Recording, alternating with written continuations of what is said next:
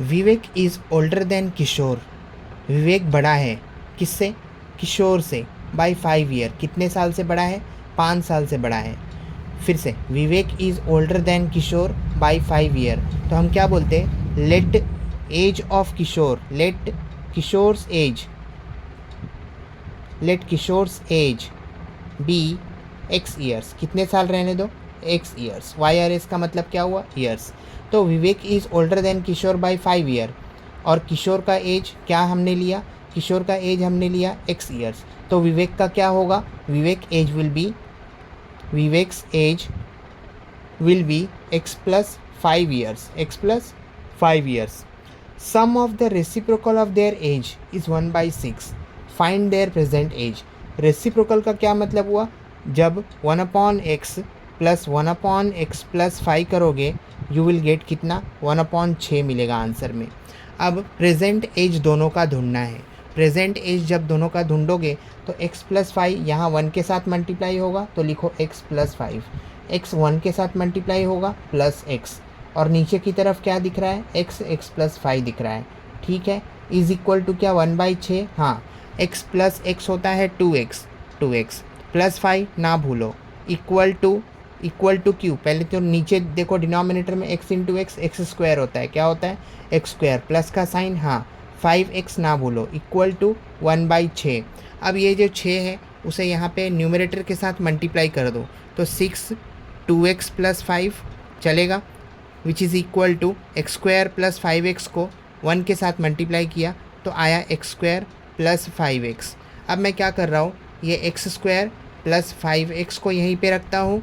यहाँ पे 6 2 ज़ा 12x होता है, 12x को ये तरफ लाया तो माइनस 12x होगा, और 6 5 ज़ा 30 होता है, प्लस 30 को लेफ्ट हैंड साइड में, राइट हैंड साइड में लाया।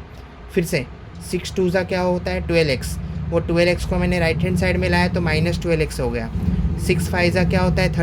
30 को राइट हैंड साइड में लाऊंगा तो माइनस 30 हो जाएगा, इक्वल टू 0 ना भूलो। अब क्या हो जाएगा यहाँ से? तो देयरफॉर एक्स स्क्वायर, और इसको जब सॉल्व करोगे तो 12 में से 5 गए 7, 7x। बड़े नंबर का साइन मतलब बड़ा नंबर 12 है, उसका साइन क्या? माइनस है। ठीक है, -30 इक्वल टू 0 ना भूलो। अब आपको 30 को 2 पार्ट में स्प्लिट करना है ताकि आपको मिडल टर्म -7 मिले। तो क्या 10 3 ज़ा 30 होता है? हाँ, -10 प्लस 3 -7 देगा आंसर में। हाँ, तो first term as it is लिख दो, देख के क्या है फर्स्ट टर्म? X square. फिर ये दोनों की एंट्री बीच में, -10x प्लस 3x, क्या -30? हाँ, -30 इक्वल टू 0 ना भूलो। अब क्या हुआ? x minus 10 plus 3 x minus 10 equal to 0। अब ऊपर वाले के साथ मैच कर लो, x इंटू एक्स स्क्वायर बराबर सही है, 10 इंटू एक्स 10x माइनस के साथ, 3 इंटू एक्स 3x प्लस के साथ, 10 3 ज़ा 30, एक माइनस इधर भी है। तो हमें क्या मिला? 2 factor, x plus 3 is equal to 0 और x minus 10 is equal to 0। x यहाँ से क्या मिलेगा? -3, जो कि क्या होगा?